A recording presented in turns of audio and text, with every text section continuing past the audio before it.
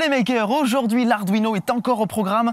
Ensemble, on va fabriquer un boîtier pour contrôler en Bluetooth ce que vous voulez.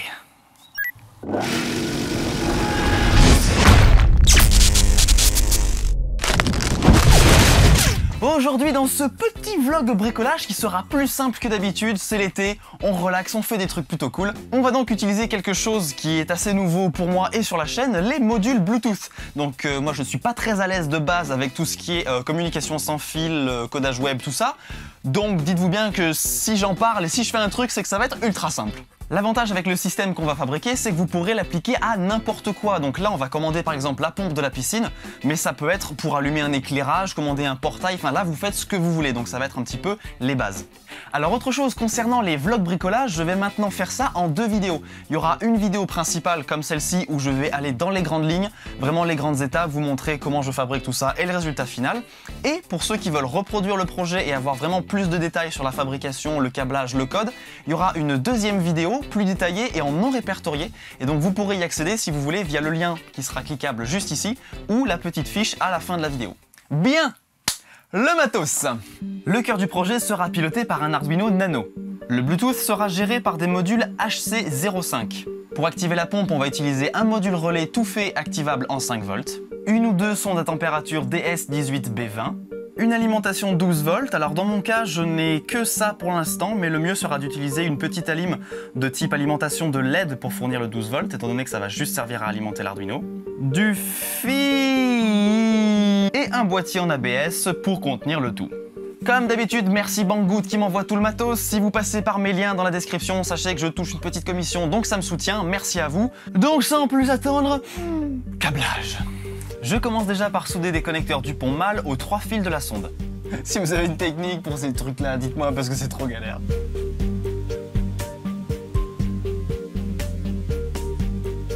Même chose pour l'Arduino, je lui soude ses petits dupont. Un truc très important à savoir avec ces sondes, c'est qu'elles ont besoin d'avoir une résistance de 4,7 kΩ entre le fil des données, le fil jaune, et son alimentation, qui peut être du 5 volts ou du 3,3 volts. Donc j'ai soudé la résistance comme ceci, de manière totalement homologuée. Ah, c'est beau. J'ai aussi fabriqué des espèces de multiprises à dupont comme ça avec des fils.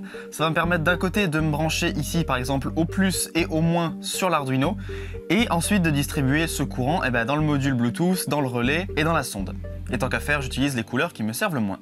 Le bloc d'alimentation, il ne me reste qu'à l'ouvrir comme je peux et récupérer donc les deux fils où je vais pouvoir l'alimenter en 230 et les deux fils de sortie 12 volts.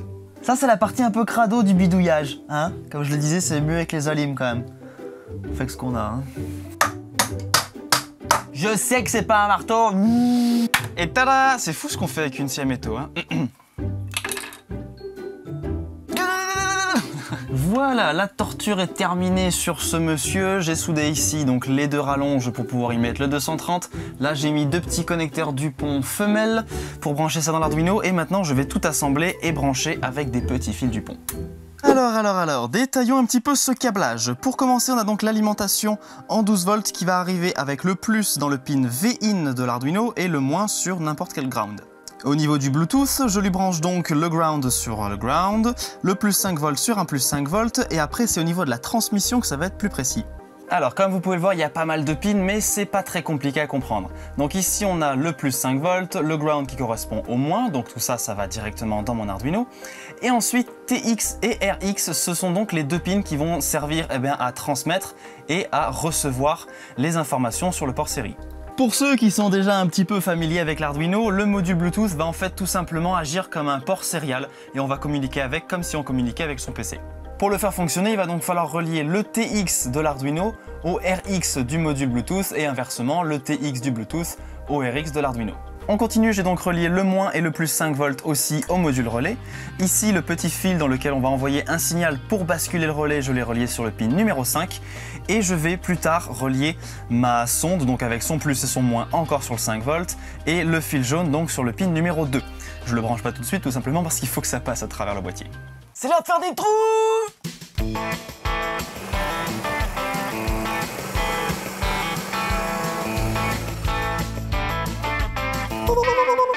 J'ai également pris de l'avance et fabriqué mes deux câbles. Donc d'un côté avec une prise mâle, c'est là où va arriver le courant forcément, avec les 3 fils dénudés.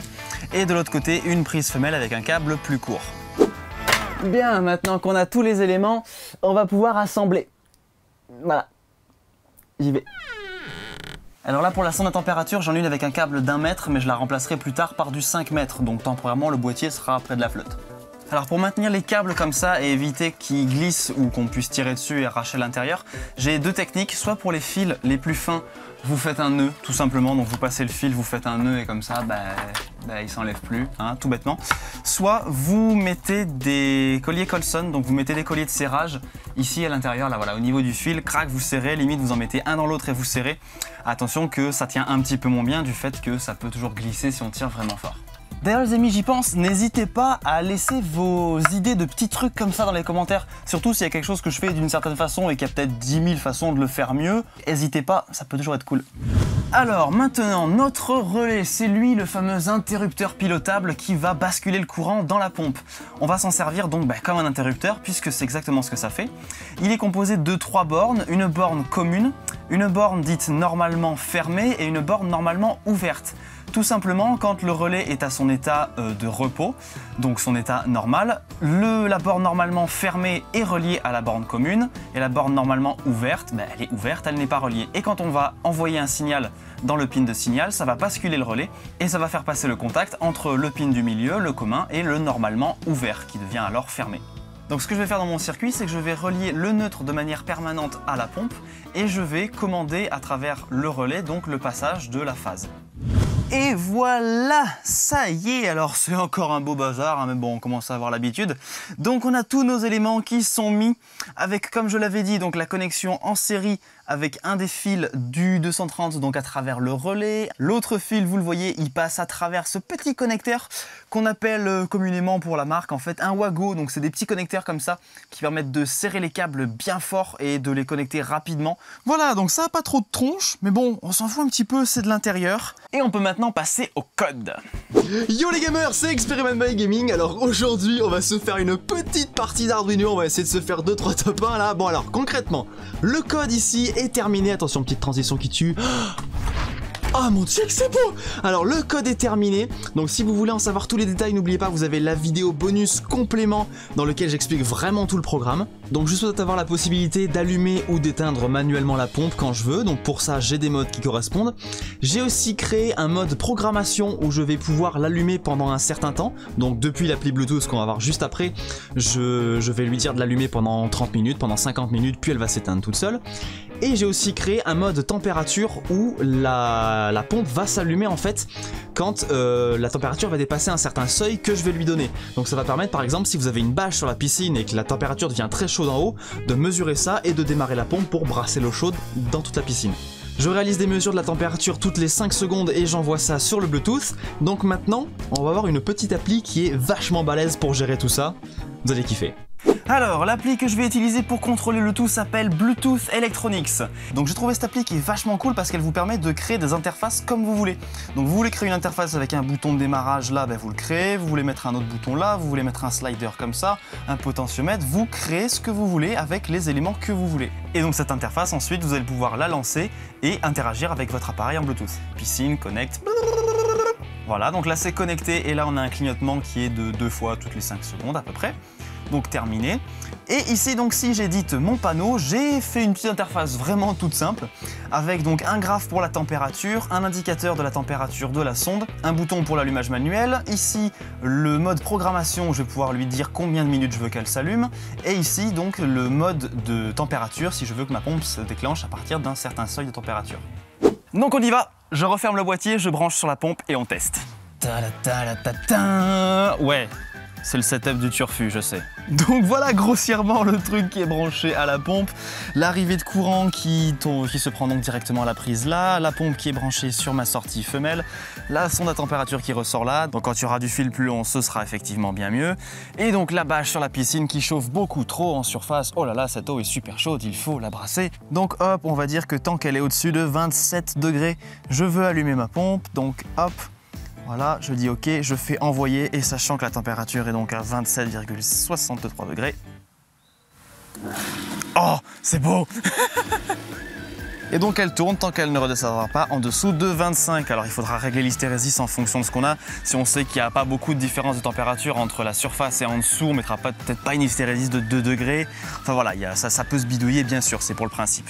Et là grâce au bouton, je vais donc surpasser tous ces modes de programmation et il suffit que j'appuie pour qu'elle s'éteigne. Et si je rappuie, elle s'allume. Si je rappuie, elle s'éteint. Si je rappuie... Donc ça, vous l'aurez compris, vous l'appliquez à ce que vous voulez pour contrôler un éclairage en extérieur, un bandeau de LED en RGB, vous faites ce que vous voulez à partir du moment où vous avez le contrôle en Bluetooth, vous envoyez l'information, il suffit d'imaginer un petit peu des trucs et puis l'Arduino fait le reste. Après, si vous n'avez pas la chance d'avoir une piscine, je suis désolé, je peux rien faire. À la limite, je peux peut-être faire un trou. Ça, c'est les carottes, ça c'est les champs de patates. Bien les gars, merci à tous d'avoir regardé ce vlog bricolage. Un petit like avant de partir, ça fait très plaisir. N'hésitez pas à vous abonner à la chaîne pour plus de science, de fun et de bricolage. N'hésitez pas à partager la vidéo à tous vos potes makers. Vous avez toutes les infos dans la description ainsi que les liens utiles pour me suivre. Et d'ici là, bricolez bien, bricolez safe. Ciao. Ça au moins c'est une banane.